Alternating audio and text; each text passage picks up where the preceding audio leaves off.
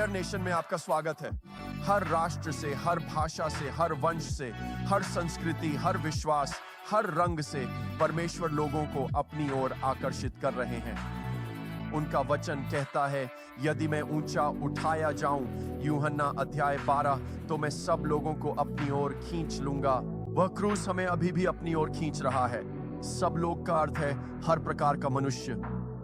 परमेश्वर हम सभी को अपनी ओर आकर्षित कर रहे हैं। तो ये प्रेयर नेशन है और हम आपका स्वागत करते हैं।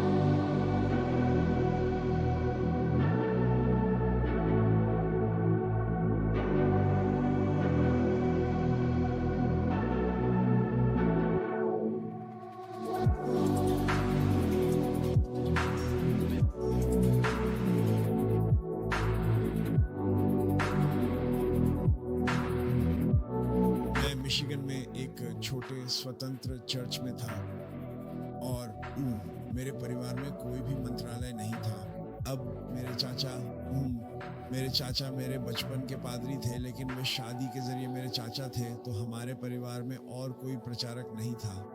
वाह। और मैं एक चर्च में बड़ा हुआ। वो एक छोटा सा चर्च था और कई बार ऐसा लगा कि यह एक चर्च से ज्यादा हैटफील्ड्स और मैकॉयज जैसा है। लेकिन के बीच छीना झपटी, हाँ, तत्वों के बीच, हाँ, और इसलिए ये एक निरपेक्ष है, आप जानते हैं। लेकिन मेरे माता पिता को सेवकाई से प्रेम था। हमें अपने बारे में कुछ बताइए। आप शुरू से ही हिंदू थे, है ना? हाँ, मैं हिंदू पैदा हुआ था। मेरी दादी जादू टोना करने वाली थी। जब से मैं पैदा हुआ, असल में मेरी माँ ने एक गवाही दी थी। वह 12 साल तक निसंतान थी और फिर उन्होंने देवताओं से मन्नत मांगी कि अगर उन्हें बेटा हुआ तो वे मुझे सभी हिंदू देवताओं को समर्पित कर देंगी।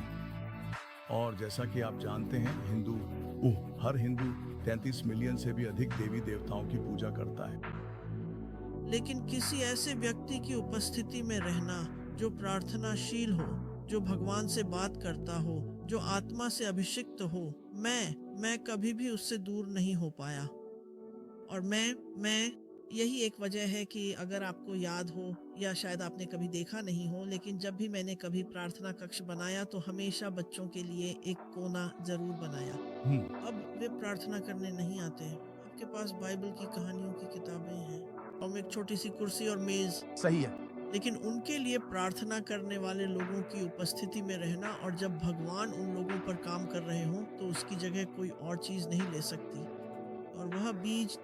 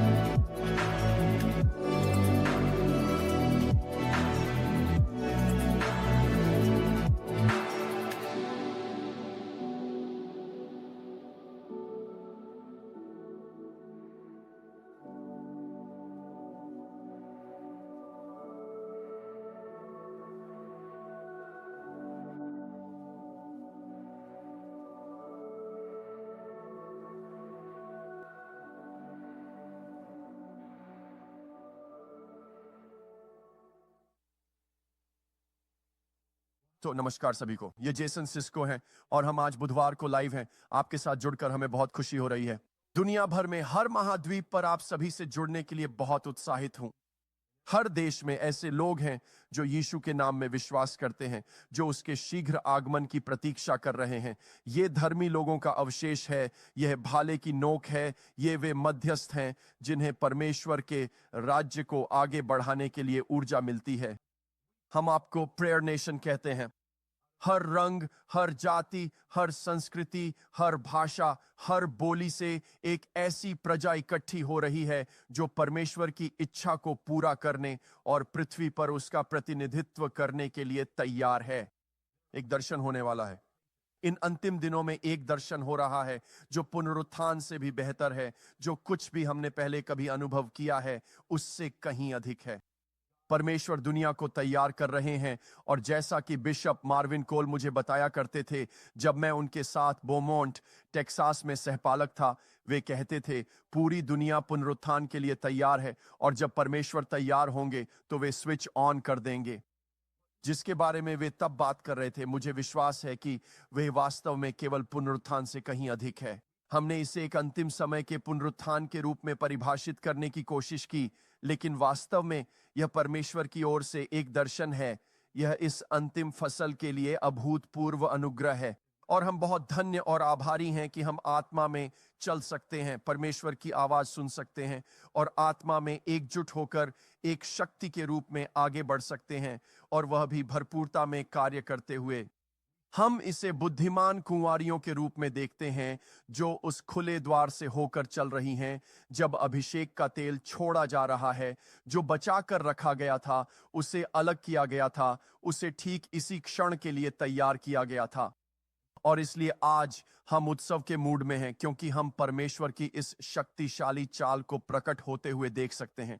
हम भविष्यवाणी के वचनों को पूरा होते देख रहे हैं और हम आपको इस दर्शन में स्वागत करते हैं। यहाँ एक रूपांतरण भी हो रहा है। परमेश्वर हमें आत्मिक परिपक्वता की उस अवस्था में ले जा रहे हैं ताकि हम इसे संभाल सकें। अभी अपने पड़ोसी की ओर देखिए और कहिए, क्या तुम आशीष को सहन कर सकते हो? मुझे पता है कि तुम किस बात के लिए प्रार्थना कर रहे थे, लेकिन अगर परमेश्वर ने वह प्रार्थना सुन ली तो जोर से कहो, क्या तुम उसे संभाल सकते हो? इसीलिए परमेश्वर हमें परिपक्व बना रहे हैं।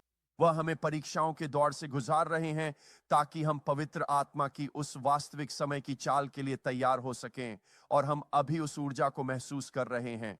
परमेश्वर की इच्छा को रोकने वाली कोई चीज नहीं है सिवाय हमारे। ये उसकी तत्परता पर निर्भर नहीं है, बल्कि हमारी इच्छा पर निर्भर है। मुद्दा यह नहीं है कि वह करना चाहता है या नहीं, बल्कि यह है कि क्या हमने अपनी इच्छा को उसकी इच्छा के साथ संरेखित किया है। क्या हम उतने परिपक्व हैं कि जिन चीजों के लिए हम प्रार्थना कर रहे हैं उन्हें संभाल सकें। और अंत में हमारे पास गुणा है, और गुणा तब होता है जब हम उस स्पष्टता की स्थिति में पहुंच जाते हैं जहां हमारी इच्छा परमेश्वर के साथ संरेखित हो जाती है, जहां उसकी दृष्टि हमारी दृष्टि बन जाती है, जहां हम सब मिलकर परमेश्वर के पुत्र की पहचान में मसीह की पूर्णता की माप तक, विश्वास की एकता में पहुंचने तक उस स्थान में प्रवेश कर जाते हैं। यही वह है जो परमेश्वर हमारे लिए चाहता है, और उसी क्षण में हम देखेंगे कि असीमित वरदानों और असीमित अभिषेक, असीमित अधिकार, असीमित संसाधनों का द्वार खुल जाएगा जो परमेश्वर हमें देगा, ताकि हम पृथ्वी पर परमेश्वर के इस शीघ्र कार्य को पूरा होते हुए देख सकें। तो स्वागत है, स्वागत है, स्वागत है। हम बहुत उत्साहित हैं। कुछ हफ्तों की यात्रा के बाद यहाँ अपने स्टूडियो में वापस आकर हम बहुत आभारी हैं। हमें बहुत खुशी है कि आप हमारे साथ हैं। हम आपसे प्रेम करते हैं, प्रेयर नेशन, और आपसे सुनना हमेशा बहुत अच्छा लगता है। जब हम जापान में थे तो जैसे ही मैं हॉल में दाखिल हुआ, सबसे पहले मैंने हमारी प्रेयर नेशन की एक समर्पित सदस्य को देखा, और उसके पास मेरी किताब और किम्बरली की किताब थी, और वह आने के लिए तैयार थी। उसने पहले ही अपना पासपोर्ट बनवा लिया है ताकि वह प्रेयर नेशन कॉन्फ्रेंस में आ सके, जो कि मार्च 2026 में यहाँ चर्च ट्रायम्फेंट में इन पर्सन होने वाली है, अगर यीशु ने देर की तो। ये वाकई में बहुत अद्भुत था कि हम पूरी दुनिया में यात्रा कर रहे थे और हर जगह प्रेयर नेशन के लोगों को देख रहे थे। और निश्चित रूप से लोग घाना से भी सिर्फ वहां होने के लिए उड़कर आए थे। लोग कंबोडिया से भी सिर्फ उस जापानी जनरल कॉन्फ्रेंस में शामिल होने के लिए आए थे, और वे मुझे प्रेयर नेशन और प्रेयर नेशन के प्रभाव के बारे में बता रहे थे, और प्रेयर नेशन कॉन्फ्रेंस ऑनलाइन के बारे में सुनकर बहुत प्रोत्साहन मिला। NAYC के गलियारों में चलते हुए और उन युवाओं को देखते हुए जो इस वैश्विक प्रार्थना समुदाय से जुड़ रहे हैं, यह अनुभव एक साथ विनम्रता और प्रोत्साहन दोनों देता है। तो मैं आप सबसे, हम सबसे जो अभी जुड़ रहे हैं, बस यही कहना चाहता हूं। हम जानते हैं कि बहुत से लोग इसे लाइव देखते हैं, लेकिन उससे भी ज्यादा लोग बाद में देखते हैं। चाहे आप इसे लाइव देख रहे हो या बाद में, हम आपसे बस यही अनुरोध करना चाहते हैं कि आप अभी जो भी कर रहे हैं उसे रोक दें और सबसे पहले परमेश्वर की स्तुति करें। और फिर दूसरी बात, हम एक बार फिर से इन समर्पण की प्रार्थनाओं के माध्यम से चलेंगे। ये प्रार्थनाएं जो परमेश्वर के प्रति समर्पण की हैं, ताकि हमारे मन को ताजा किया जा सके और हमारी आत्मा को पुनर्स्थापित किया जा सके। और एक बार फिर हम अपने आप को वेदी पर अर्पित करें, जो परमेश्वर के प्रति हमारी उचित सेवा है। क्या आप तैयार हैं? आइए प्रार्थना करें। पिता, हम इस क्षण के लिए आपका धन्यवाद करते हैं। हम आपको धन्यवाद देते हैं कि आप पृथ्वी पर क्या कर रहे हैं। हम आपको उन भविष्यवाणी वचनों के लिए धन्यवाद देते हैं जो समय की शुरुआत से ही थीं और जो अब इन अंतिम दिनों में, इन पूर्णता के दिनों में, इस भविष्यवाणी के समय में, 11वें घंटे की फसल के समय में पूरी हो रही है। हम आपको धन्यवाद देते हैं प्रभु यीशु कि आप वे द्वार खोल रहे हैं जो पहले कभी नहीं खुले थे। आप अभिषेक को एक ऐसी तात्कालिकता के साथ छोड़ रहे हैं जैसी हमने पहले कभी नहीं देखी या महसूस की। मसीह की देह के भीतर एक उभार है, आत्मा में एक प्रवाह है। हे परमेश्वर, एक आत्मिक अधिकार है जो हमें दिया गया है। ये ज्ञान है कि स्वर्गदूत हमारे बीच हैं। आपने कहा था कि ज्ञान बढ़ेगा, और न केवल तकनीकी ज्ञान, स्वास्थ्य संबंधी ज्ञान और सभ्यताओं की प्रगति पूरी दुनिया में, बल्कि उसके साथ जुड़ा हुआ सारा ज्ञान भी। न केवल कंप्यूटरों के माध्यम से और जानकारी तक अधिक आसानी से पहुंच के कारण जो पृथ्वी पर अरबों लोगों के लिए उपलब्ध है, बल्कि प्रभु यीशु, वे बातें भी प्रकट हो रही हैं जो संसार की नींव से छुपी हुई थीं। वे बातें जो ग्रंथों में सील थीं, अब प्रकट की जा रही हैं, और हम तेरा धन्यवाद करते हैं। हे पिता, इस कलीसिया युग के लिए, इस समय के लिए, हे परमेश्वर, जिसमें तूने हमें जीने का आशीर्वाद दिया है, क्योंकि यहाँ तक कि प्रेरित भी इसकी प्रतीक्षा कर रहे थे। इसलिए जब हम पीछे मुड़कर कृतज्ञता और उत्सव के साथ देखते हैं और यह सुनिश्चित करते हैं कि हम मूल स्वरूप और उस प्रथम नींव के साथ मेल में हैं, जिसे कोई और नहीं रख सकता सिवाय उसके जो रखी गई है, स्वयं यीशु मसीह, मुख्य कोने का पत्थर। इसलिए प्रभु, हम उस भविष्य की ओर देखते हैं जो तूने हमारे लिए खरीदा है, यह जानते हुए कि जो भी हमसे पहले गए हैं वे हमारे बिना सिद्ध नहीं हो सकते। इसलिए हम तुझसे प्रार्थना करते हैं, हे परमेश्वर, कि हम उन सभी बातों को पूरा करें जो भविष्यद्वक्ताओं और प्रेरितों ने हमसे पहले की है, जो मध्यस्थों और संतों ने, जो शहीदों ने, और वे सभी पुरुष और महिलाएं जो मसीह में सो रहे हैं, उन्होंने अपनी प्रार्थनाओं और बलिदान से पहले ही संचित और प्राप्त कर ली हैं। अब हे पिता, हमें उन परिश्रमों में प्रवेश करने दे, और हे परमेश्वर, हमें वह प्रतिज्ञा पूरी होती हुई देखने दे जो तूने हमें दी है। यीशु के नाम में हम प्रार्थना करते हैं कि तेरा राज्य आए और तेरी इच्छा पृथ्वी पर वैसे ही पूरी हो जैसे स्वर्ग में होती है। यीशु के नाम में हम तेरा धन्यवाद करते हैं प्रभु, हमारी प्रतिदिन की रोटी के लिए, और हम प्रार्थना करते हैं कि हम धार्मिकता में तुझसे मेल में रहें, न केवल क्षमा मांगते हुए बल्कि क्षमा करने के लिए अनुग्रह में चलते हुए, कि हम परीक्षा में न पड़ें बल्कि बुराई से बचाए जाए, क्योंकि राज्य, सामर्थ्य और महिमा सदा के लिए तेरी है। आमीन। अब आइए हम सब मिलकर परमेश्वर के पूरे हथियार को पहनने की प्रार्थना करें। हम अपनी कमर को सत्य से कसते हैं। हम धार्मिकता का कवच, शांति के सुसमाचार के लिए तैयार जूते, विश्वास की ढाल और उद्धार का टोप पहनते हैं। अपने हाथों को ऐसे जोड़ें जैसे आप आत्मा में इसे पकड़ रहे हैं, केवल प्रतीकात्मक रूप से, और आत्मा की तलवार जो परमेश्वर का रैमा वचन है। और अब हे पिता, हम प्रार्थना करते हैं कि आत्मा, प्राण और शरीर पूरी तरह से आपके अधीन समर्पित और पवित्र किए जाएं, कि हमारा चेहरा आपकी महिमा से चमके, कि हम आपकी आंखों से देखें, आपके कानों से सुनें, सूंघें, स्वाद लें और छुएं, कि हमारी सभी इंद्रियां हर तरह से आपकी हों, कि हमारा मन, हमारा अवचेतन, चेतन और अचेतन सब कुछ आपका हो, कि जो कुछ भी हमारी स्मृति में बसा है, हे परमेश्वर, वह शुद्ध किया जाए और फिर से आपके उद्देश्य के अनुसार संरेखित हो। हम यीशु के नाम में प्रार्थना करते हैं कि हम जो अच्छा है उसे दृढ़ता से थामे रहें, लेकिन हे परमेश्वर, हम वह सब कुछ छोड़ दें जो हमें शर्म, अपराध बोध या दोषारोपण का अनुभव कराए, कि ये सारी बातें लहू के नीचे हैं। जैसे कि हम ज्योति में चल रहे हैं, जैसे आप ज्योति में हैं, जैसे हम एक दूसरे के साथ संगति रखते हैं, आपका लहू हमें ढक लेता है, और मैं इसके लिए आपको धन्यवाद देता हूं। यीशु के नाम में हे पिता, मेरी आत्मा आपकी आत्मा से जुड़ जाए ताकि हम भरपूरता में जी सकें और कार्य कर सकें। यीशु के नाम में सभी लोग कहें, यीशु के नाम में। आमीन। ठीक है, क्यों ना आप अपने हाथों से ताली बजाएं। ये अच्छा है कि आप अपने घर में, अपनी कार में या जहां भी हैं ऐसा करें। कभी कभी हमें अपनी व्यक्तिगत स्तुति को अपने जीवन में बहने देना चाहिए। और इसी से मैं आज के अपने पहले खंड पर आता हूं। मैं आपसे उत्सव के महत्व और उसके गहरे अर्थ के बारे में विस्तार से बात करना चाहता हूं। उत्सव वास्तव में स्वस्थ और आनंददायक होता है। यह एक बहुत ही महत्वपूर्ण और आवश्यक चीज है। यह उस सच्चाई को दर्शाता है कि परमेश्वर हमारे जीवन में कार्य कर रहे हैं। कृतज्ञता यही प्रवेश करने का पहला द्वार है। उसके द्वारों में धन्यवाद के साथ प्रवेश करो। जब पौलुस ने हमें प्रार्थना के 4 प्रकार या मार्ग या नदियां बताई, तुम्हारे भीतर से जीवन के जल की नदियां बहेंगी, तो उसने सबसे पहले विनती का उल्लेख किया, यह कहते हुए कि विनती सबसे उच्च है। लेकिन फिर वह प्रार्थनाओं, फिर मध्यस्थता और फिर धन्यवाद देने की ओर गया। यह हमें दिखाता है कि धन्यवाद देना ही प्रवेश बिंदु है। यही वह प्रवाह है, वही प्रवाह है जो हमेशा बना रहता है, क्योंकि उसने कहा हर बात में धन्यवाद करो, क्योंकि यही तुम्हारे लिए परमेश्वर की इच्छा है। जब आप पुराने नियम में देखते हैं तो दाऊद और उसका तंबू ही था जिसने इस्राएल में एक नया युग लाया।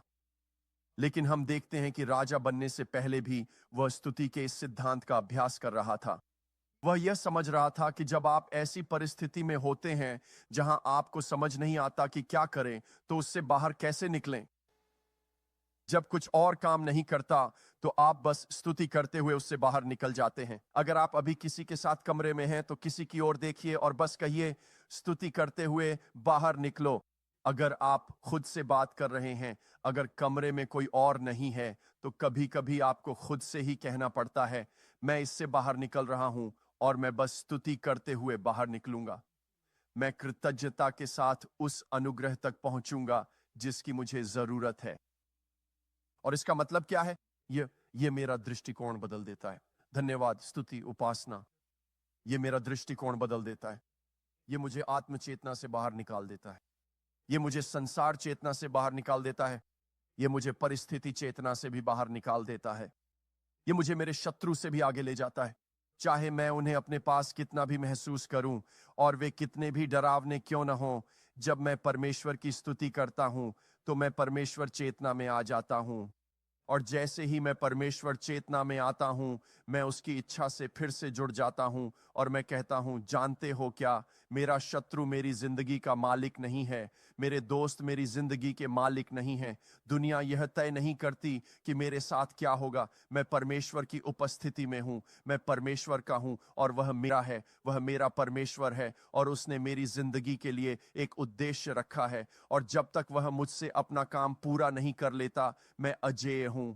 आप भजन संहिता 34 पर जाएं और यह शुरुआत में ही आपको बताता है दाऊद का भजन, जब उसने अबीमेलेक के सामने अपना व्यवहार बदल लिया था। तो इसका क्या मतलब है? इसका मतलब है कि उसने एक तरीके से शुरुआत की और जब वह वहां पहुंचा तो उसे एहसास हुआ कि यह एक गलती थी। अबीमेलेक पलिश्तियों का राजा था और दाऊद वहां यह सोच कर गया, मैं शाऊल से बच निकलूंगा, मैं यहां आ जाऊंगा, मैं भाग जाऊंगा और शायद यहां मैं वहां से ज्यादा सुरक्षित रहूंगा। और फिर भी बाइबल कहती है उसने उसे भगा दिया और वह चला गया। उसने उसे क्यों भगा दिया? क्योंकि जैसे ही वह वहां पहुंचा, उसे अचानक एहसास हुआ कि वह वहां का नहीं है, उसे वहां नहीं होना चाहिए था और उसका दुश्मन उसके प्रति अनुकूल नहीं था। उसे लगा था कि वे उसे स्वीकार कर लेंगे और बाद में उन्होंने किया भी, लेकिन इस संदर्भ में नहीं, वे उसे स्वीकार नहीं करने वाले थे। उसके लिए कहीं भी सुरक्षित ठिकाना नहीं था और उसे एहसास हुआ कि साउल से भागने और दुश्मन के पास जाने में वह असल में और भी ज्यादा खतरे में है, बजाय इसके कि वह वहीं रहता जहां वह था। और कभी कभी, जैसा कि कहावत है, हम तवे से सीधे आग में कूद जाते हैं। कभी कभी हमें लगता है कि हम किसी चीज से बच रहे हैं, लेकिन असल में हम खुद को और भी ज्यादा असुरक्षित बना रहे होते हैं। लेकिन यही तो पश्चाताप की महिमा है, यही तो परमेश्वर के लिए जीने की महिमा है कि हमारे पास अपना मन बदलने का अधिकार है और हमारे पास पश्चाताप करने और वापस लौटने का अधिकार है। और जब भी हम गलती करते हैं, परमेश्वर हमेशा हमें बचाने के लिए तैयार रहते हैं। और यहां तक कि एक ऐसा व्यक्ति भी जो परमेश्वर के मन के अनुसार था, जिसमें कई कमजोरियां थीं, परमेश्वर ने कहा, जानते हो क्या, क्योंकि तुम मेरे पीछे हो, मैं तुम्हारी रक्षा करूंगा। तो मैं आपको बताना चाहता हूं, परमेश्वर पूर्णता की मांग नहीं करता, लेकिन अगर आप सच में अगले स्तर पर जाना चाहते हैं तो वह स्तुति की मांग जरूर करता है। तो वह क्या करता है? वह कहता है, मैं एक गीत लिखने जा रहा हूं। एकदम संकट के बीच में वह रुकता है और कहता है, मैं हर समय प्रभु की स्तुति करूंगा। उसकी स्तुति सदा मेरे मुंह में रहेगी। मेरी आत्मा प्रभु पर घमंड करेगी। दीन लोग यह सुनकर आनंदित होंगे। आओ मेरे साथ प्रभु का महिमा मंडन करो और हम मिलकर उसके नाम को ऊंचा करें। मैंने प्रभु की खोज की और उसने मेरी सुन ली और मुझे मेरी सारी आशंकाओं से छुड़ा लिया।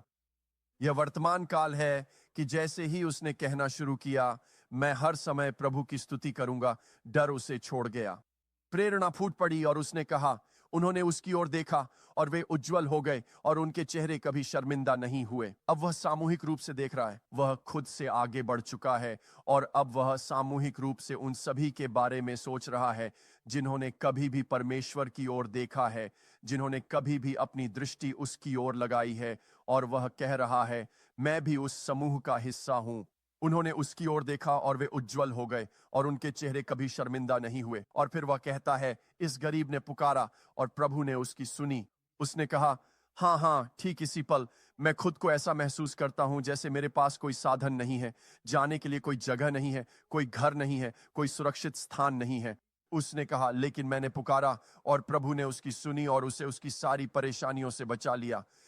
अबीमेलेक ने कहा, आखिर यह आदमी कर क्या रहा है? उसे लगा कि वह एक पागल आदमी है। इब्रानी भाषा में जब यह कहा जाता है कि उसने खुद को पागल बना लिया, तो वास्तव में इब्रानी में यह शब्द तेहिल्ला है। यही वह शब्द है। इसका अर्थ है प्रशंसा में अत्यंत उत्साही होना। इसका अर्थ है बस चिल्लाना, घूमना, कूदना, नाचना। यही डेविड ने करना शुरू किया और वह कहता है, यह आदमी पागल है। मुझे अपने आसपास ऐसे आदमी की जरूरत नहीं है। और वह बस कहता है, इसे यहां से भेज दो क्योंकि यह पागल है। तो वास्तव में दुनिया को यह पागलपन लगा, लेकिन भगवान के लिए यह एक उत्सव जैसा था। उसने उस पल का जश्न मनाया जब वह लगभग एक बड़ी गलती कर बैठता। उसका दुश्मन उसे लगभग मार ही देता।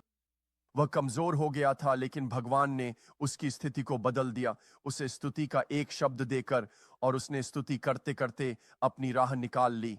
और वह 7वें श्लोक में कहता है, प्रभु का दूत उनके चारों ओर डेरा डाले रहता है जो उससे डरते हैं और उन्हें छुड़ाता है। आओ चखो और देखो कि प्रभु भला है। धन्य है वह मनुष्य जो उस पर भरोसा करता है। और अब वह मुक्ति की अवस्था में है, वह स्वतंत्रता में है, वह प्रचुरता में है, वह इस उत्सव में है। अपने जीवन में भगवान की विजय का उत्सव मना रहा है। और वह कहता है, हे उसके संतों, प्रभु का भय मानो, क्योंकि जो उससे डरते हैं उन्हें किसी चीज की कमी नहीं होती।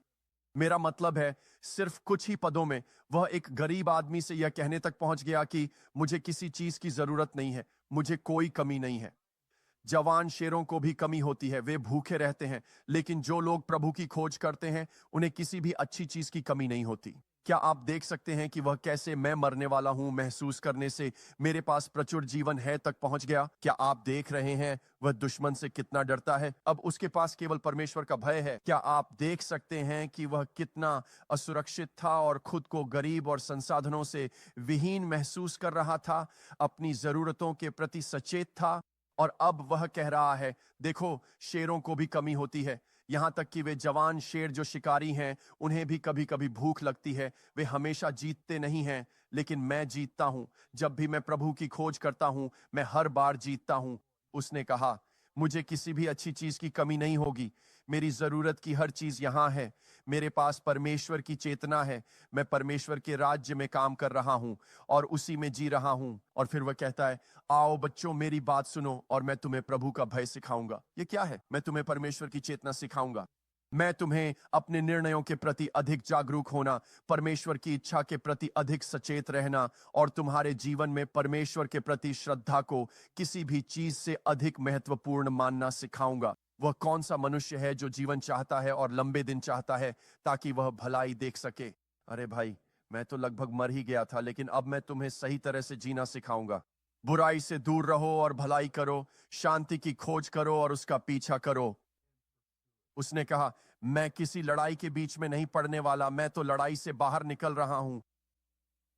और वह कहता है, क्यों? क्योंकि प्रभु की आंखें धर्मियों पर लगी रहती हैं, भले ही हम गलत दिशा में चले जाएं, प्रभु के कान उसकी पुकार सुनने के लिए खुले रहते हैं। अगर मैं बस रुक जाऊं और उसकी स्तुति करने लगूं, तो देखो उसने मेरी स्थिति कितनी जल्दी बदल दी। प्रभु का मुख बुराई करने वालों के विरुद्ध है, ताकि उनका स्मरण पृथ्वी से मिटा दे। हम जानते हैं कि पलिश्ती एक जाति के रूप में टिक नहीं पाए, वे अब सिर्फ एक याद बनकर रह गए हैं। और अगर शास्त्रों में उनके बारे में न लिखा होता, तो हमें कभी पता ही नहीं चलता कि वे अस्तित्व में थे। प्रभु का मुख उनके विरुद्ध है। तो परमेश्वर ने उस राजा का हृदय बदल दिया और कहा, इसे पकड़ो मत, बस इसे यहां से भगा दो, बस इसे दूर कर दो, बस इस पागल को कह दो कि यहां से चला जाए। वाह, क्या सच में प्रभु का मुख वह दाऊद की ओर था, लेकिन उसके शत्रु के विरुद्ध था।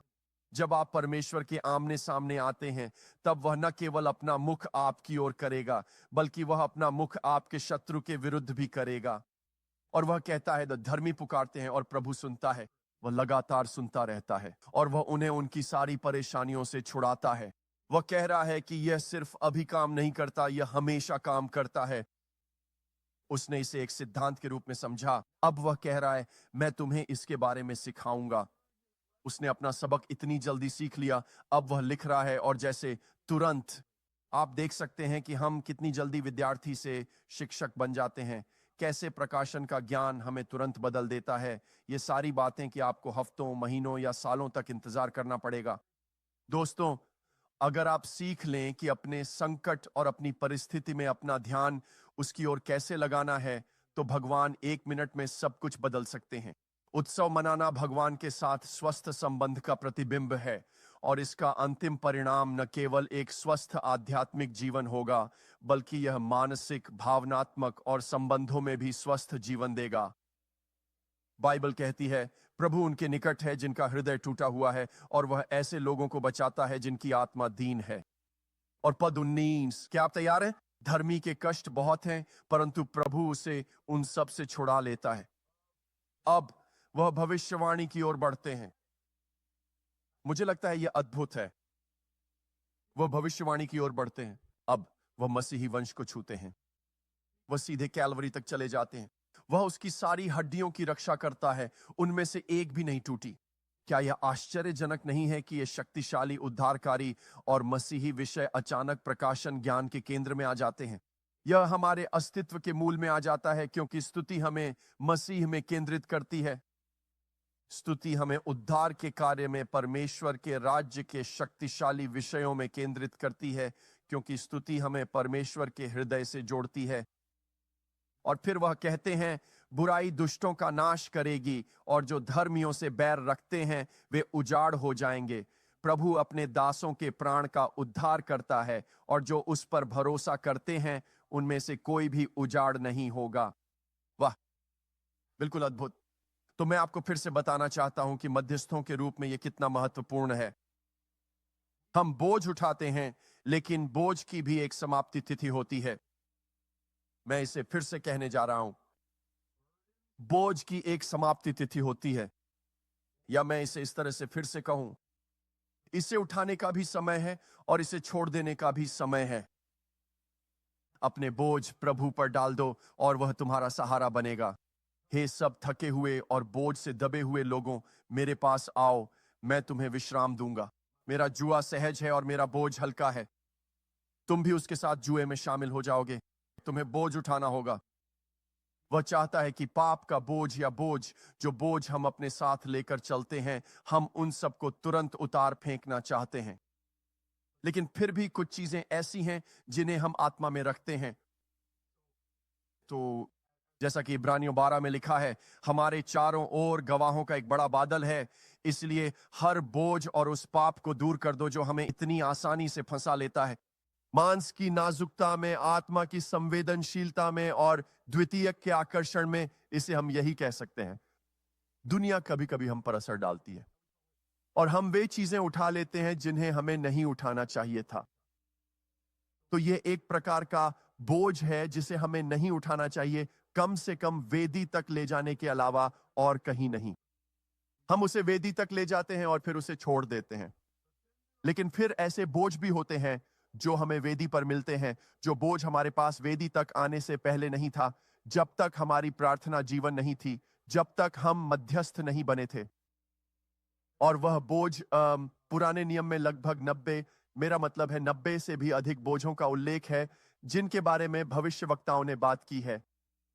और इसलिए यह एक ऐसा बोझ था जिसे वे तब तक उठाए रखते थे जब तक कि भविष्यवाणी का वचन न बोला जाए, जब तक कि पश्चाताप और परिवर्तन की खिड़की अपना समय पूरा न कर ले, और फिर जब उसका नियत समय समाप्त हो जाता है तो वह बोझ उनसे हट जाता है और वे अगले कार्य की ओर बढ़ जाते हैं। लेकिन हमारे पास ऐसे बोझ होते हैं जो परमेश्वर हमें देता है, और यह कोई ऐसी चीज नहीं है जिसे आप हमेशा उठाए रखते हैं, बल्कि यह वह चीज है जिसे आप मसीह के साथ जुए में उठाते हैं। और यह कोई बहुत भारी या बहुत अधिक नहीं है, लेकिन आप उसमें दृढ़ संकल्प और जुनून अवश्य महसूस करेंगे। आप एक तरह का संकल्प महसूस करेंगे कि यह बदलना ही होगा, यह परिस्थिति बदलनी ही होगी। और फिर हम बोझ से आनंद की ओर बढ़ते हैं। रोना रात भर हो सकता है, लेकिन आप शास्त्र जानते हैं, आनंद, मेरे साथ कहिए, आनंद सुबह आता है। इसीलिए पौलुस फिलिप्पियों 4:4 में कहता है, प्रभु में सदा आनंदित रहो। हमने यह गीत बचपन में गाया था। फिर मैं कहता हूं आनंदित रहो, प्रभु में सदा आनंदित रहो। फिर मैं कहता हूं आनंदित रहो। ठीक है, जो भी इसे जानता है, आनंदित रहो, आनंदित रहो। याद है हम उन्हें अलग कर देते थे, पुरुष गाते थे, फिर महिलाएं गाती थी। प्रभु में सदा पुरुष गाते रहते थे, आनंदित रहो, आनंदित रहो। फिर मैं कहता हूं आनंदित रहो।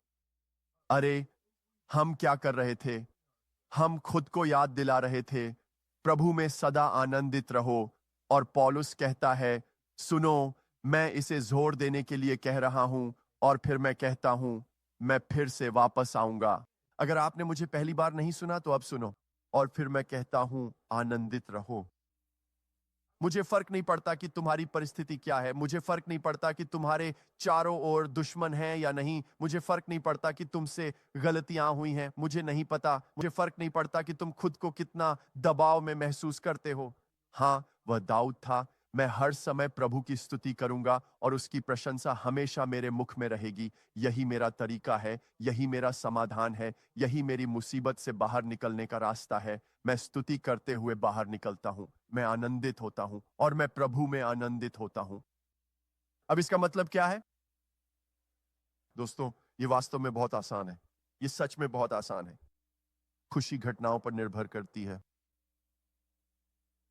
आप जानते हैं, यह कुछ ऐसा है जैसे मेरी छोटी बेटी, जब वह मुझे नहीं पता 3 साल की थी, हम क्रिसमस के समय पर थे और क्रिसमस का समय हमेशा खुशियों भरा होता था, और वह मेरी माँ के सभी छोटे छोटे सांता क्लॉज और बाकी चीजों के साथ खेलती थी जो हिलते डुलते हैं और आवाज करते हैं। वह उन सबको एक साथ चालू कर देती थी, और जब वे सब एक साथ गाने बजाते थे तो उसे बहुत अच्छा लगता था।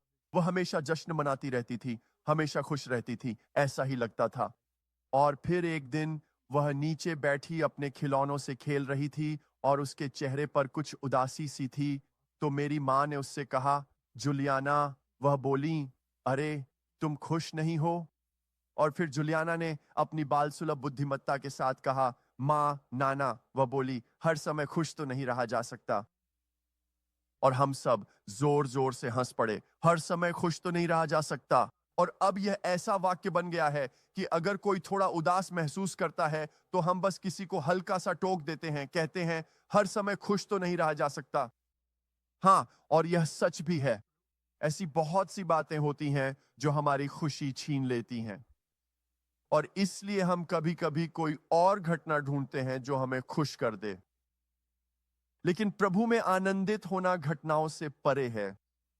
यह परिस्थितियों पर आधारित नहीं है, यह परिणामों पर आधारित नहीं है, यह इस पर आधारित नहीं है कि लोग क्या कहते हैं, यह सोशल मीडिया पर लाइक्स, शेयर या कमेंट्स पर आधारित नहीं है, यह वेतन वृद्धि या कुछ नया खरीदने और आपके दिमाग के छोटे छोटे लोग उसके लिए उत्साहित हो जाते हैं, उस पर आधारित नहीं है। मेरा मतलब है, कभी कभी सिर्फ एक अमेजन पैकेज खोलना, भले ही वह कोई साधारण चीज हो, जैसे आपको टूथपेस्ट चाहिए था, ओह, बस उसे खोलने में ही ओह एक खुशी मिलती है। क्या वह उसमें है? उसे बाहर निकालो।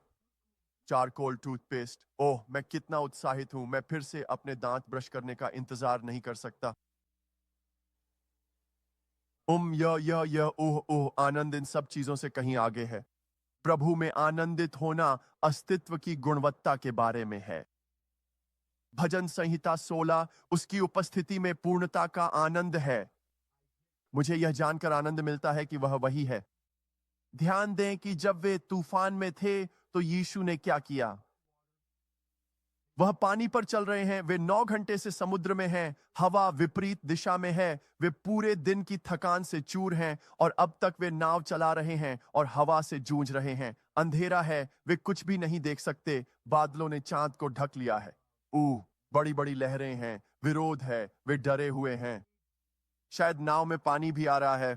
यीशु उन्हें संघर्ष करते हुए देखते हैं। वह पहाड़ पर थे और वे पानी पर 4 मील चलते हैं। गलील झील 8 मील चौड़ी है। पानी पर 4 मील चलना, वह उनसे मिल जाते हैं। वे सोचते हैं कि यह कोई भूत है। वे डर के मारे चिल्ला उठते हैं और वह कहते हैं डरो मत, मैं हूं। और अब कहते हैं डरना मत, मैं हूं। और वह कहते हैं हिम्मत रखो, मैं हूं, हिम्मत रखो, मैं हूं, डरना मत। क्या उसने परिस्थिति नहीं बदली? तूफान अभी भी था, विरोध अभी भी था, हवा अभी भी विपरीत थी, लहरें अभी भी थीं, लेकिन वह कहता है खुश रहो क्योंकि मैं यहां हूं। जब पौल तूफान में था तो उसने सबको क्या कहा? हिम्मत रखो क्योंकि किसी की जान नहीं जाएगी। उसने कहा प्रभु के एक दूत मेरे पास खड़े हुए और उन्होंने कहा तुम्हें निश्चित रूप से रोम देखना है और मैंने तुम्हारे साथ सभी को दे दिया है। कुछ भी नहीं खोएगा सिवाय जहाज के।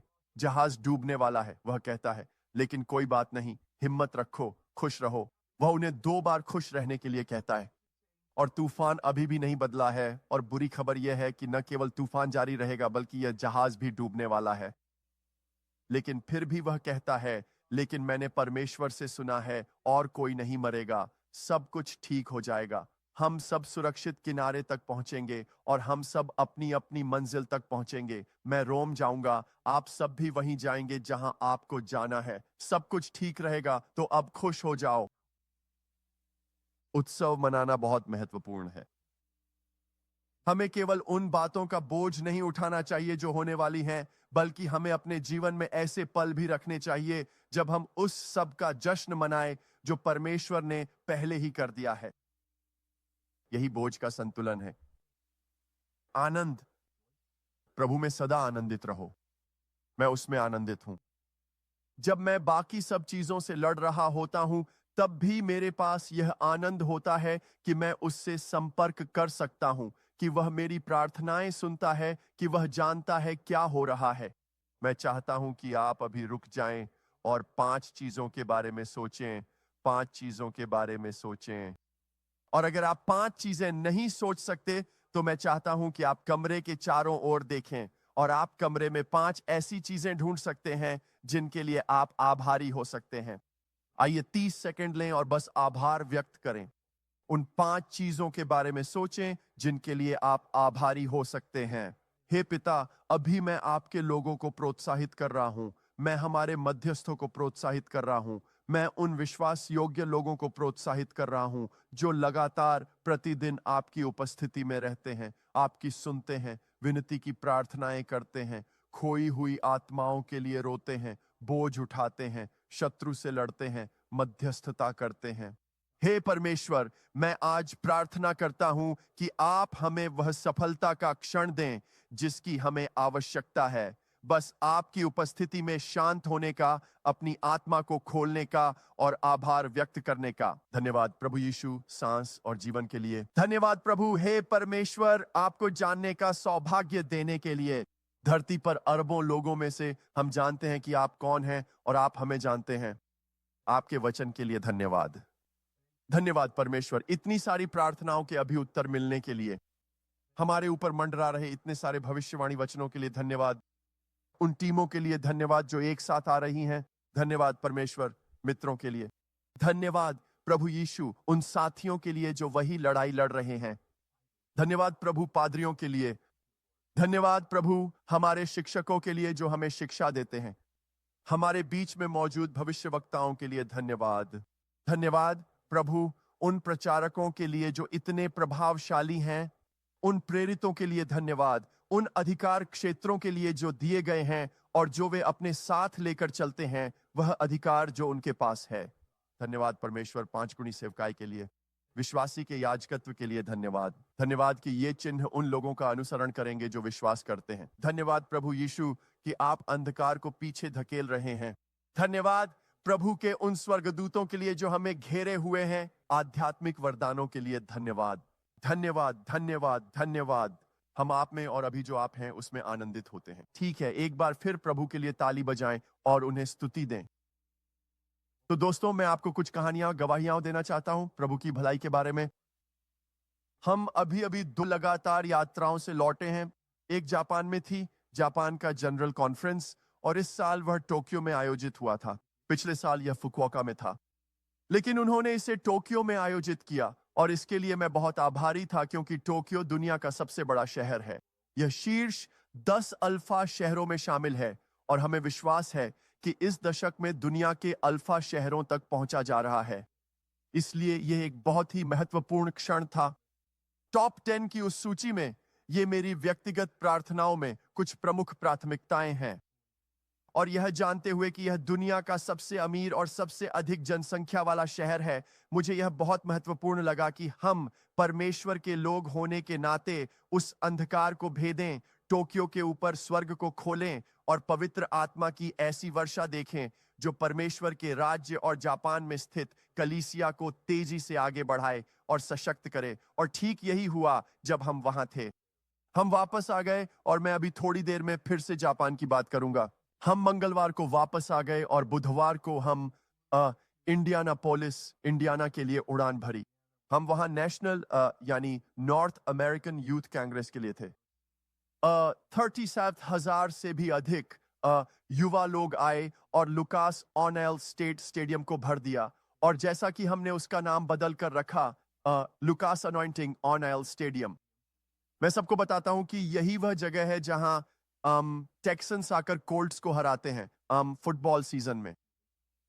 ये बस एक मजाक है, क्योंकि वे हमारी डिवीजन में हैं NFL में। ये सिर्फ एक मजाक था, लेकिन ये बहुत शानदार था कि जहां लोग टचडाउन के लिए चीयर करते हैं, वहां हम बपतिस्मा के लिए खुशियां मना रहे थे।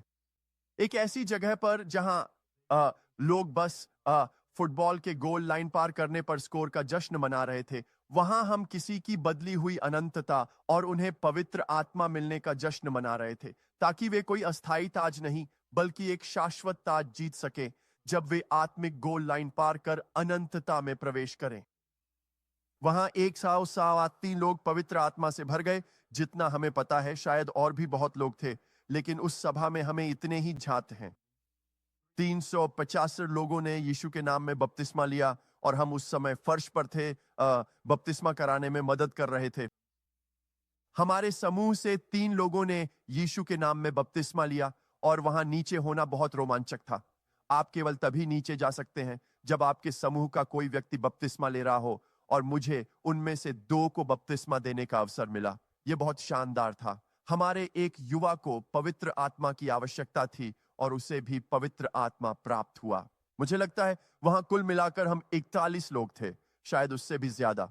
मुझे नहीं पता कि मेरी पत्नी और मुझे उस गिनती में शामिल किया गया था या नहीं। मुझे लगता है कि वह सिर्फ बस में मौजूद लोगों की संख्या थी। और फिर कम से कम 105 चमत्कारों की पुष्टि हुई, लेकिन यह अद्भुत था। वहां एक व्यक्ति था, हमारे एक अनुभवी प्रचारक, जो वहां बपतिस्मा दे रहे थे, और यह वाकई शानदार था। उन्होंने हमारे एक युवा के साथ, जो वहां पवित्र आत्मा की तलाश में था, काफी समय बिताया और सच में उसे उस मुकाम तक पहुंचा दिया। और वहां वह उसे बपतिस्मा दिया गया, और यह देखना बहुत सुंदर था कि उसने उसके साथ किस तरह काम किया, कितने प्रभावशाली तरीके से। 20 मिनट तक उसने उसके साथ समय बिताया और उसकी मदद की पवित्र आत्मा प्राप्त करने की दिशा में अगले कदम उठाने में, और उसके होंठ लड़खड़ा रहे थे और सब कुछ हो रहा था। यह बहुत सुंदर था। संभवतः उसने बोला भी, लेकिन हम चाहते थे कि वह खुद इसे स्वीकार करे और हम उसे यह न बताएं कि उसने पवित्र आत्मा प्राप्त कर ली है। लेकिन अंत में मेरी पत्नी ने मेरी ओर देखा और जैसा कि उसका ज्ञान का वचन अक्सर हमारे साथ वेदी पर काम करता है, उसने मुड़कर कहा, मुझे लगता है कि हमें इस सुसमाचार प्रचारक के लिए प्रार्थना करनी चाहिए और उसे आशीर्वादित किया जाना चाहिए। वह हर रात वहां नीचे लोगों के साथ था, आप जानते हैं, लेकिन खासकर शुक्रवार की रात जब बपतिस्मा पर विशेष ध्यान दिया गया था। लोगों की कतारें कपड़े बदलने के लिए दरवाजे के बाहर तक लगी थीं ताकि वे बपतिस्मा ले सकें और पूरे कमरे में जश्न का माहौल था। लोग नाच रहे थे, कूद रहे थे, उपासना कर रहे थे, दौड़ रहे थे और परमेश्वर की उपस्थिति का उस स्थान में जो आनंद था उसका जश्न मना रहे थे। मेरा मतलब है डेविड जेनकिंस और संगीत टीम, वे पूरे हफ्ते जबरदस्त प्रदर्शन कर रहे थे। और यह बहुत शानदार था, यह स्वाद शानदार था। लेकिन मेरी पत्नी कहती है हमें अभी इस आदमी के लिए प्रार्थना करनी चाहिए। और मैं वहां गया और आत्मा इतनी सहजता से, इतनी आसानी से चल रही थी। प्रभु ने मुझे दिखाया कि न केवल उसके पैर में कुछ चोट लगने के कारण उसके पैर में बूट था, बल्कि मैंने देखा कि उसकी कमर के निचले हिस्से में भी समस्या थी और उसके दिल में भी थोड़ी परेशानी थी। और फिर प्रभु ने मुझे दिखाया कि उसके कान को भी खुलने की जरूरत है क्योंकि उसकी सुनने की शक्ति कम हो गई थी। मैंने बस अपनी उंगलियां चटकाई, यीशु के नाम पर यह कान खुल जाए, और हमने बाकी बातों के लिए भी प्रार्थना की और वह रो पड़ा, आंसू बहाए और प्रभु का धन्यवाद किया और हमें भी उसके लिए प्रार्थना करने के लिए धन्यवाद दिया। कुछ दिन बाद हमें मैसेंजर पर एक संदेश मिला कि उसके बाएं कान में काफी समय से सुनने की समस्या थी और उसे एहसास हुआ कि जब वह सभा से चला गया था तब भगवान ने उसके कान की सुनने की शक्ति को बहाल कर दिया और उसके शरीर में हो रही सारी बातों को प्रकट कर दिया और वह परमेश्वर की उपस्थिति के लिए बहुत आभारी था। दोस्तों, आप ऐसी सभाओं की कोई कीमत नहीं लगा सकते जहां हजारों बच्चे एक साथ इकट्ठा होते हैं।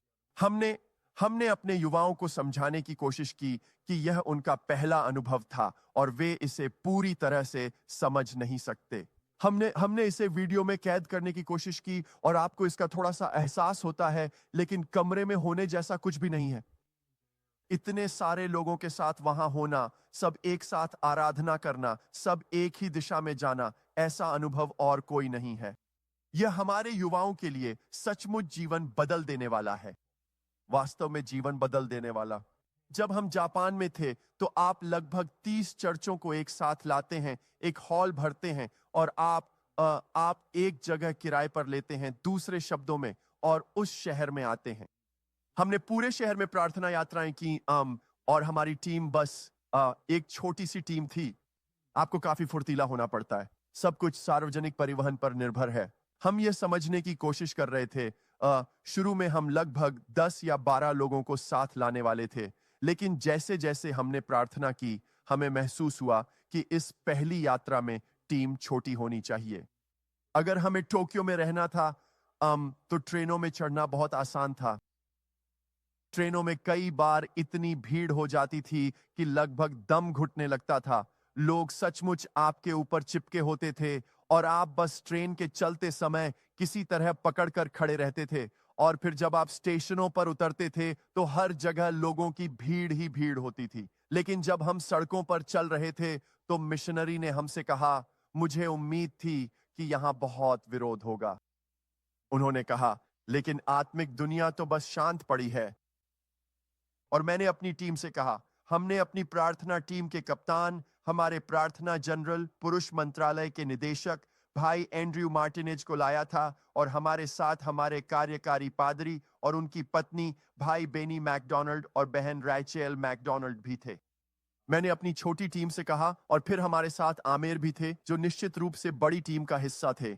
मुझे लगता है कि कुल मिलाकर हम में से लगभग 12 या 14 लोग यात्रा कर रहे थे। ये दिन के हिसाब से बदलता रहता था, कभी एक दिन 13 थे, कभी 12 तो कभी किसी और दिन 14। लेकिन आप जानते हैं, हम सब बात कर रहे थे कि कैसे आत्मिक दुनिया बस शांत पड़ी थी। इससे फर्क नहीं पड़ता था कि हम सम्राट के महल में थे या किसी सैकड़ों साल पुराने प्राचीन मंदिर में। यह फर्क नहीं पड़ता था कि वह शिंटो था, फर्क नहीं पड़ता था कि वह बौद्ध था, या अगर हमने कुछ हिंदू चीज देखी तो भी विरोध बहुत ही कम था। हमें प्रार्थना करने के लिए अभिषेक की लहरें महसूस होती थीं। हमें ऐसी लहरें महसूस होती थीं जैसे कि हम ब्रेक थ्रू करने वाले हैं, हम मजबूत गढ़ों को गिराने वाले हैं। लेकिन हमारे लिए ऐसा महसूस करना कि वे हमारा विरोध कर रहे हैं, असल में ऐसा था जैसे हम उनके द्वार पर थे, वे हमारे द्वार पर नहीं थे। हम मजबूत गढ़ों को तोड़ रहे थे, वे हमें रोक नहीं रहे थे।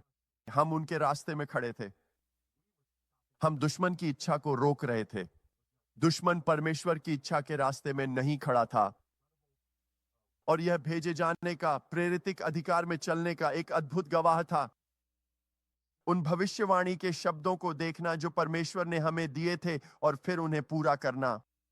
तो यही प्रभु ने मुझसे कहा और मैंने आप सभी से कहा कि मेरे साथ प्रार्थना करें। प्रभु ने मुझे दिखाया, उन्होंने कहा, मैं चाहता हूं कि तुम यह बोलो कि वे उन भविष्यवाणी के शब्दों के प्रति जागरूक हों जो पहले से ही उन पर हैं और उन ढांचों के प्रति भी जो मैंने उन्हें पहले ही दिए हैं। वे कहते हैं, दूसरा, मैं चाहता हूं कि तुम प्रार्थना करो कि वे उन्हें पूरा करें। और इसलिए जब हम ये प्रार्थना यात्राएं करने आए तो हमारे लिए यह बहुत महत्वपूर्ण था कि हम वहां सिर्फ एक आम सम्मेलन में प्रचार करने न जाएं और कहें यही है जो परमेश्वर करना चाहता है। इसके बजाय हम पहले जल्दी आए और इसे करके दिखाया। हम सड़कों पर चले, हमने हमने हमने प्रार्थना की, आप जानते हैं, प्रार्थना प्रसारण किए। हमने दुनिया भर के प्रार्थना समुदाय को जोड़ा और सक्रिय किया। जब मैं वहां था तो मुझे लोगों से ईमेल मिल रहे थे जिनमें वे मुझे खास जगहों पर जाने और उन चीजों के लिए प्रार्थना करने के लिए कह रहे थे। हमारे पास एक योजना थी जिसे जापान के जनरल सुपरिंटेंडेंट ब्रदर क्लेवेंजर ने तैयार किया था और वे हमें बता रहे थे ये खास इलाके हैं। और लोग हमारे साथ ऑनलाइन थे। जैसे कि रविवार सुबह जब जनरल कॉन्फ्रेंस का कामकाज चल रहा था, मैं अपने कमरे में एक प्रसारण कर रहा था। हमारी टीम टोक्यो स्टॉक एक्सचेंज में थी। हम सभी को महसूस हो रहा था कि अर्थव्यवस्था में एक बड़ी गिरावट आने वाली है और फिर सोमवार को राष्ट्रपति ट्रंप जापान के साथ एक समझौता करते हैं जिससे जापानी अर्थव्यवस्था में ताजा आर्थिक लाभ आते हैं और इस समझौते के जरिए जापान और संयुक्त राज्य अमेरिका के बीच देश की दिशा बदल जाती है। और मुझे टेक्स्ट और ईमेल आ रहे थे, लोग कह रहे थे, अरे क्या आपने देखा, आपने रविवार को प्रार्थना की थी। हमने रविवार को प्रार्थना की थी और हम इसी के लिए प्रार्थना कर रहे थे और देखिए सोमवार को क्या हुआ। तो ये वाकई अद्भुत था। जो बात सबसे स्पष्ट थी वह थी भजन संहिता 34। प्रभु का दूत उनके चारों ओर डेरा डाले रहता है जो उससे डरते हैं। वे आ जा नहीं रहे थे, स्वर्गदूत डेरा डाले हुए थे, वे हमारे साथ थे। मैंने यह विमान में महसूस किया। मैं विमान में कुछ ही मिनटों के लिए था और वहां यह एक बहुत ही गहरी, साफ साफ महसूस होने वाली शांति थी। मैं बाकी टीम के सदस्यों को मैसेज कर रहा था, आप जानते हैं, हमें वाईफाई या जो भी मिला, और उन्होंने भी वही महसूस किया। जब हम उतरे तो सबने इसके बारे में बात की। हर किसी ने यही कहा और इससे पहले कि हम, यहां तक कि जब हम निकले भी नहीं थे तब भी वहां एक साफ साफ मजबूत उपस्थिति थी, ताकत की। वहां बस एक शांति की अनुभूति थी और मैं इसे अधिकार के रूप में पहचानता हूं। मुझे ऐसा नहीं लगा कि मुझे अधिकार प्राप्त करना है या मैं वहां अधिकार छीनने के लिए हूं ताकि मुझे वह मिल सके या मैं उसमें चल सकूं। नहीं, हमारे पास शुरू से ही वह था और यह इतना मजबूत था। स्वर्गदूत इतनी स्पष्ट रूप से उपस्थित थे, प्रभु की सेनाएं हमारे साथ थीं कि हमारे चारों ओर सब कुछ ऐसा था जैसे कोई सुरक्षा घेरा हो। जैसे जब कोई अधिकारी, राजदूत या सरकारी व्यक्ति होता है तो वे अपने चारों ओर बड़ा सुरक्षा घेरा बनाते हैं ताकि वे सुरक्षित रूप से अपना काम कर सकें। यही हमने महसूस किया। हमें ऐसा लगा जैसे हम मसीह के राजदूत हैं और हमारे चारों ओर एक विशाल सुरक्षा घेरा है ताकि हम आकर परमेश्वर की इच्छा को पूरा कर सकें, आदेश दे सकें, बांध और खोल सकें, परमेश्वर की इच्छा की घोषणा कर सकें और क्रूस की विजय को लागू कर सकें।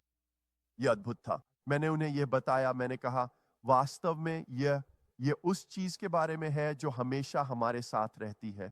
मैंने कहा, इसे बयान करने का एकमात्र तरीका यही है कि अगर वे यहाँ नहीं होते तो हमें उसकी कमी महसूस होती। हमने उनकी उपस्थिति को इतना महसूस किया और जाना है कि ये लगभग हमारे काम का इतना बड़ा हिस्सा बन गया है कि हमें यह जानने का एकमात्र तरीका कि हमारे साथ कितने स्वर्गदूत रहे हैं और वे कितने शक्तिशाली रहे हैं, यही होगा कि अगर वे अचानक पीछे हट जाएं।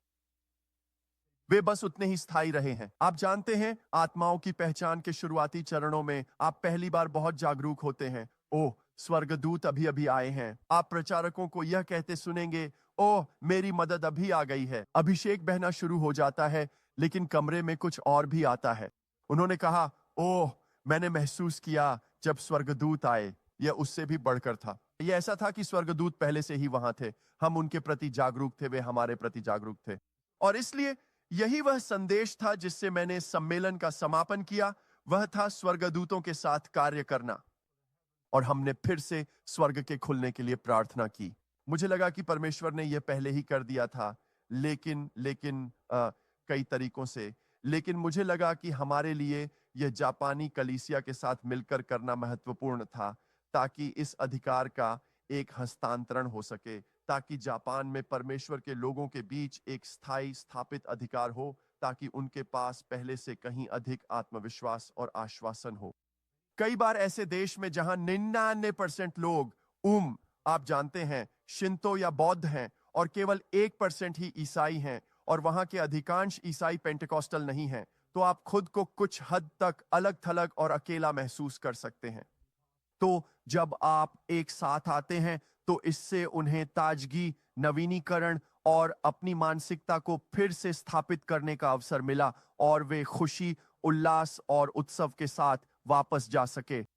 तो हमने वहां की सभी नगरों के लिए प्रार्थना की कि वे खुलें, और खासकर टोक्यो के लिए प्रार्थना की, क्योंकि हम उसी शहर में थे।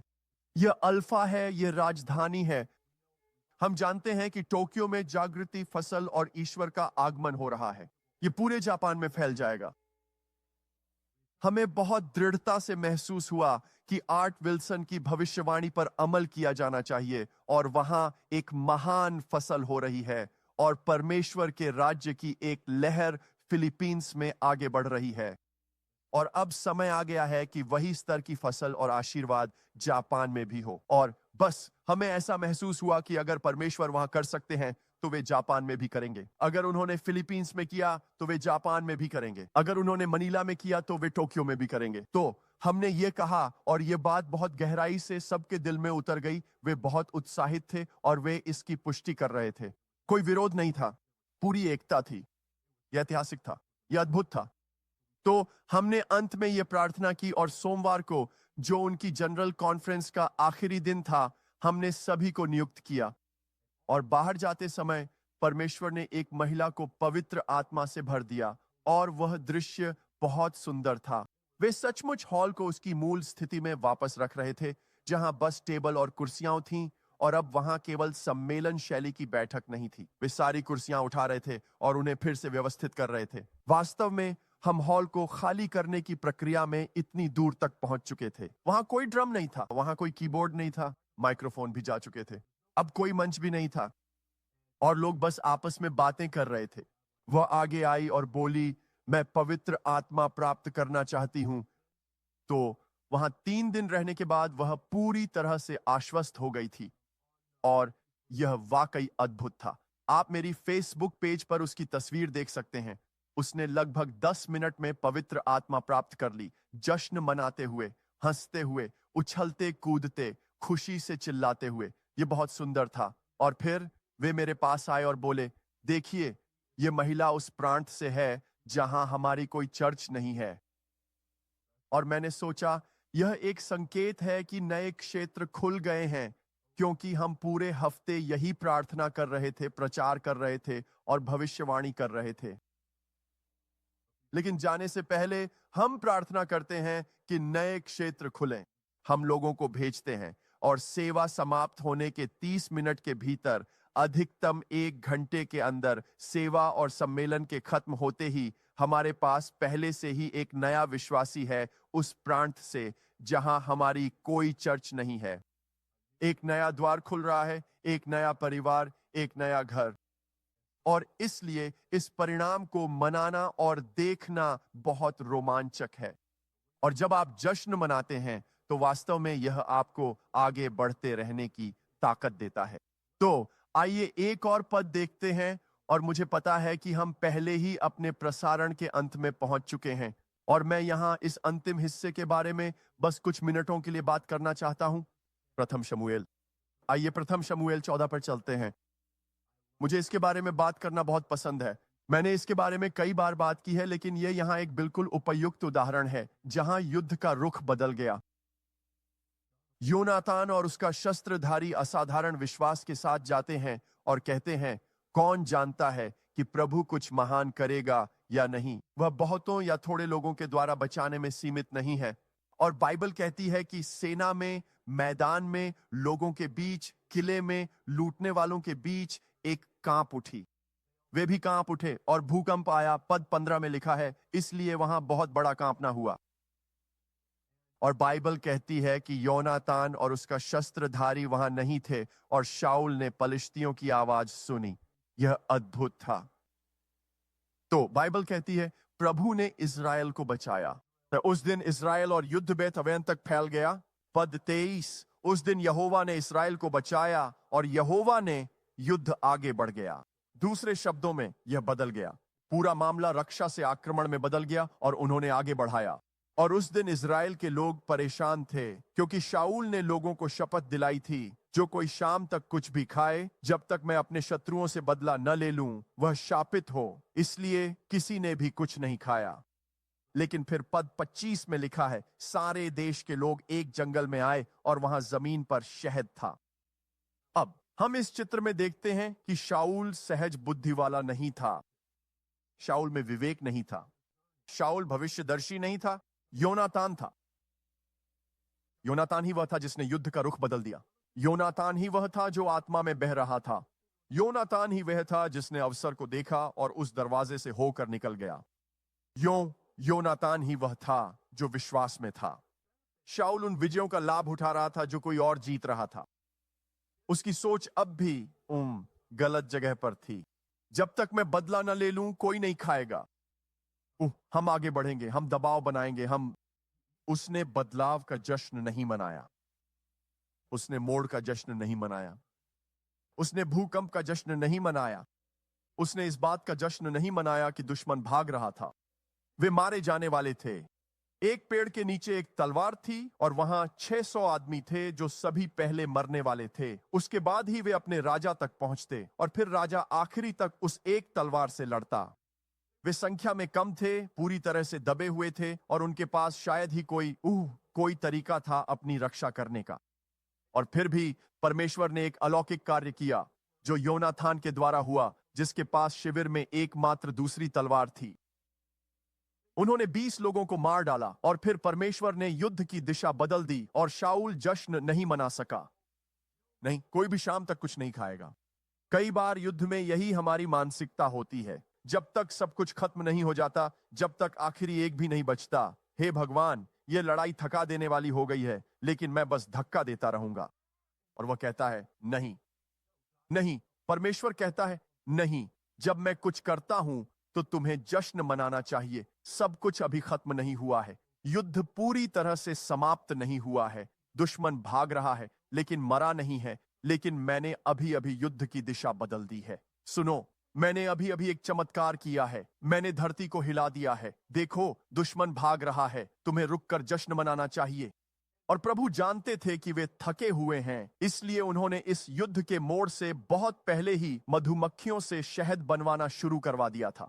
उन्हें पहले से पता था कि वे क्या करने वाले हैं, इससे पहले कि वे उसे करें। उन्हें पता था कि वह क्या योनातान के दिल में डालने वाले हैं, और उन्हें यह भी पता था कि योनातान आत्मा में है और भविष्यदर्शी है, और योनातान के पास असाधारण विश्वास होगा। वह उस पर यह अनुग्रह छोड़ने वाले थे और उन्होंने कहा, सुनो, अगर तुम मेरी दी हुई योजना के अनुसार चलोगे तो मैं चाहता हूं कि तुम जान लो, मैंने पहले से ही तुम्हारे लिए शहद तैयार रखा है, ताकि तुम्हें तुम्हारी लड़ाई के बीच में ताजगी और नई शक्ति मिले और तुम्हें मजबूती से अंत तक पहुंचने की ताकत मिले।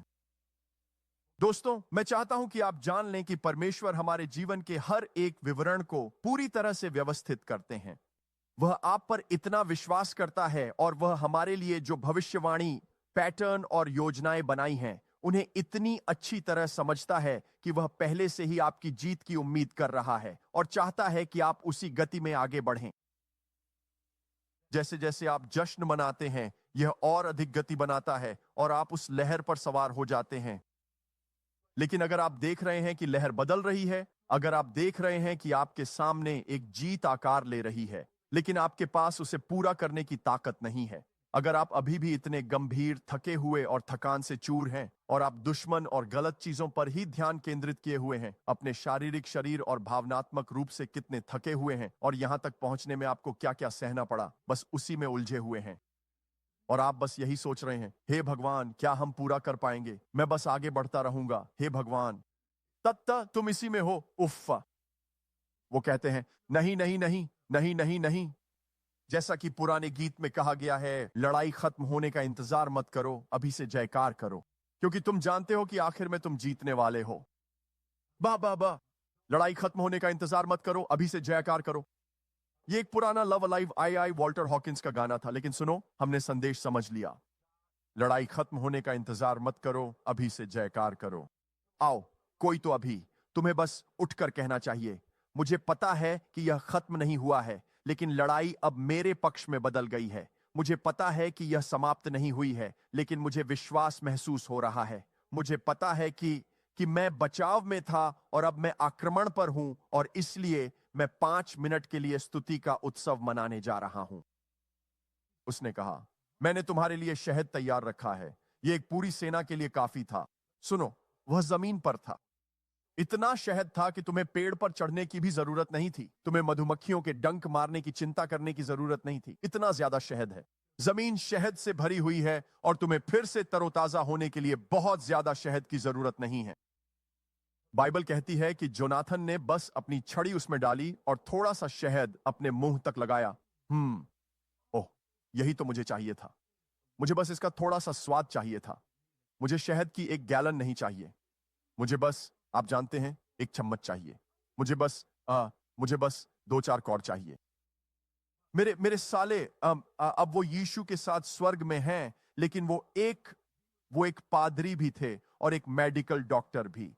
वो आंतरिक चिकित्सा में थे और उन्होंने हमें बताया, उन्होंने कहा, शहद उपवास के समय खाने के लिए सबसे शुद्ध और सबसे उत्तम खाद्य पदार्थों में से एक है। उन्होंने कहा, अगर आपके पेट में खाना है, उन्होंने कहा, और आप शहद खाते हैं, तो शहद आपको थका सकता है। उन्होंने कहा, लेकिन अगर आपके पेट में कोई खाना नहीं है और आप बस थोड़ा सा शहद लेते हैं, उन्होंने कहा, तो यह सबसे उत्तम भोजन है। इसमें इलेक्ट्रोलाइट्स होते हैं, इसमें थोड़ी सी शक्कर होती है, इसमें, वो मुझे सारी बातें बता रहे थे और उन्होंने कहा, यह आपको फिर से रीसेट कर देगा। यह आपको ऊर्जा का एक झटका देगा। ईश्वर को सबसे उत्तम चीज पता थी, बस अभी थोड़ा सा शहद चखना। तो मैं वहां बाहर सभी थके हुए योद्धाओं से कहना चाहता हूं, उन सभी लोगों से जो प्रार्थना और उपवास कर रहे हैं, उन सभी लोगों से जो युद्ध में हैं, उन सभी लोगों से जो लड़ रहे हैं, आज आपको यह देखना चाहिए कि युद्ध का रुख बदल रहा है। दरवाजे खुल रहे हैं, जागृति आ रही है, ईश्वर का आगमन यहां है, ईश्वर कार्य कर रहे हैं। एक उछाल है और अब जब हमने आत्मा में यह बड़ा दबाव देखा है, तो एक गति बन रही है। मैं प्रेयर नेशन कॉन्फ्रेंस के बाद से एक गति देख रहा हूं। मैं इसे महसूस कर रहा हूं। दुनिया भर के लोग 44 देशों से हमारे साथ जुड़े। हजारों लोग, 10 हजारों ने हमारे प्रसारण देखे। चमत्कार हुए, भविष्यवाणी के वचन दिए गए, राज्य में प्रगति हुई और विश्वास में भी। और अब वैश्विक चर्च के मन में यह चेतना है कि दुनिया के अल्फा शहरों तक पहुंचा जाएगा। अब यह एक तय बात है। यह सिर्फ जेसन सिस्को की कोई भविष्यवाणी नहीं है जो उन्होंने 2010 में अनुभव की थी और लोग सोच रहे हैं, क्या यह सच है? अब यह मुझसे कहीं आगे की बात है। मैं तो बस एक माध्यम था। यह परमेश्वर का वचन है। यह जेसन सिस्को की पहल नहीं है। यह कुछ ऐसा है जो पवित्र आत्मा से निकला है और अब यह एक तय बात है। मुझे और बताइए, मैं इसमें कैसे शामिल हो सकता हूं? और मुझे फॉर्म सबमिशन मिल रहे हैं और लोग मुझे बता रहे हैं कि वे अल्फा सिटीज के लिए कैसे प्रार्थना कर रहे हैं। वे मेरी वेबसाइट jasoncisco.org के पहले पेज पर जा रहे हैं और मुझे अपने बोझ के बारे में बता रहे हैं। और हम उन नामों, उन शहरों और उन बातों को जो वे महसूस और अनुभव कर रहे हैं संकलित कर रहे हैं। एक उछाल आ रही है और हमें पता है कि यह सिर्फ उस गति की शुरुआत है जो बननी शुरू हो गई है और हम इस लहर के साथ लंदन तक जाएंगे। मेरे लिए यह बहुत अद्भुत था कि मैं टोक्यो में था। मैं टोक्यो में उतरा। मैं वहां अल्फा सिटी के लिए था और जब मैं टोक्यो में था मुझे फ्लो शॉ से एक टेक्स्ट मिला जिसमें उन्होंने मुझे अगस्त में लंदन में होने वाली बातों के बारे में भविष्यवाणी के शब्द दिए। और वहां 5 फोल्ड मिनिस्ट्री कॉन्फ्रेंस होने वाली है और मैं वहां एक शानदार सेवकों की टीम के साथ रहूंगा। पुरुष और महिलाएं सभी चर्चों में सभी फिर से लंदन में एकत्रित होंगे जो कि एक अल्फा प्लस प्लस है। और वे बात कर रहे हैं कि कैसे वहां एक फसल आने वाली है और ये अल्फा सिटीज और कैसे वे इस बात से प्रेरित हो रहे हैं कि हम लंदन के लिए प्रार्थना कर रहे हैं और इसे एक अल्फा सिटी के रूप में पहचान रहे हैं जिसे भगवान छूने वाले हैं। मुझे एक वचन मिलता है ओह प्रभु से। जब मैं एक अल्फा में हूं मुझे दूसरे अल्फा के बारे में एक वचन मिल रहा है और मैं आपको बता रहा हूं यही गति है। मैं अब ये देख रहा हूं और मैं कह रहा हूं भगवान यह अद्भुत है। देखिए आप क्या कर रहे हैं, देखिए आप क्या कर रहे हैं। तो मैं वहां किसी को बताना चाहता हूं जो शायद उस शुरुआती चरण में है जहां लड़ाई का रुख बदल रहा है। शहद को ढूंढो, शहद को ढूंढो। शाऊल की तरह मत बनो और मत कहो हमें तब तक शहद खाने का अधिकार नहीं है जब तक लड़ाई खत्म नहीं हो जाती। नहीं, आपको रुकना चाहिए और यह सुनिश्चित करना चाहिए कि जश्न मनाना आपके जीवन शैली का हिस्सा हो। मैं इसे कुछ और कहना चाहता था। आपकी दिनचर्या, आपकी रस्म, आपका नियम। जैसे आपके पास विटामिन लेने का नियम है वैसे ही आपको जश्न मनाने का भी नियम बनाना चाहिए। आपको इसकी जरूरत है क्योंकि यह आपकी आत्मा को खुला रखता है। यह आपको नया और ताजा बनाए रखता है और उस गति को हमें आगे बढ़ने देता है। याद है जब ब्रदर स्टोन किंग प्रचार करते थे और विश्वास का वरदान चलने लगता था, वो एक तरह का व्रूम जैसा माहौल बना देता था। ऐसा लगता था जैसे आप इसे महसूस कर सकते हैं। और वो कहते थे ताली बजाओ और जयकार करो और वो इसे थोड़ा और आगे बढ़ाते थे। ताली बजाओ और जयकार करो, ताली बजाओ और जयकार करो और फिर बूम और पूरा माहौल बस फट पड़ता था। लेकिन यह हमेशा मुक्त हो जाता था। वो विश्वास, स्तुति और उपासना के माध्यम से मुक्त होता था। हम थोड़ा और करते थे, हम थोड़ा और जोर लगाते थे, हम किसी और चीज पर हमला करते थे, हम किसी और मुद्दे से निपटते थे, हम बोझ को समझाते थे, हम लड़ाई के बारे में बात करते थे और फिर हमारा परमेश्वर कितना महान है, कुछ भी असंभव नहीं है। ताली बजाओ और जयकार करो और विश्वास, यही तो हम अभी कर रहे हैं। तो ये लड़ाई है, ये निर्माण है, ये स्तुति है। लड़ाई, निर्माण, स्तुति। लड़ाई, निर्माण, स्तुति, सफलता, सफलता, सफलता। इसे गूंजने दो, इसे गूंजने दो, इसे गूंजने दो। ठीक है, अपने हाथ उठाइए और जैसे हम आज का यह प्रसारण समाप्त कर रहे हैं एक और प्रार्थना करें। पिता, मैं तेरा धन्यवाद करता हूं और हे परमेश्वर, मैं अब मसीह की देह में पूरी दुनिया में विश्वास का वरदान छोड़ता हूं। हे परमेश्वर, प्रेयर नेशन के लिए और हर एक व्यक्ति के लिए, उन सभी के लिए जो तेरे नाम से बुलाए गए हैं और उन सभी के लिए जो तू कर रहा है, उन सभी बातों के लिए जिन्हें हम देख नहीं सकते, उन सभी स्वर्गदूतों के लिए जो बंद दरवाजों के पीछे नियुक्तियां तय कर रहे हैं, उन सभी बदलावों के लिए जो हे परमेश्वर वैश्विक मंच पर हो रहे हैं। इजराइल के साथ खड़े रहो हे परमेश्वर, अपने लोगों के साथ खड़े रहो, दरवाजे खोल दे। हे परमेश्वर, पूरी दुनिया में हम दिव्य नियुक्तियों के लिए, सफलताओं के लिए प्रार्थना करते हैं। हे परमेश्वर, हमारी मदद कर कि हम हर युद्ध जीत सकें। हमें सहायता कर कि हम हर वह बोझ उठा सकें जो हमें उठाना चाहिए और जब उसे छोड़ना हो तब उसे छोड़ भी सकें। हमें आत्मा में चलने की, तेरी आवाज सुनने की मदद कर। जो भविष्यवाणी और जो ढांचे तू हमें इन अंतिम दिनों के लिए दे रहा है वे निरंतर हमारी आंखों के सामने रहें और फिर हमें टीमें भी दे।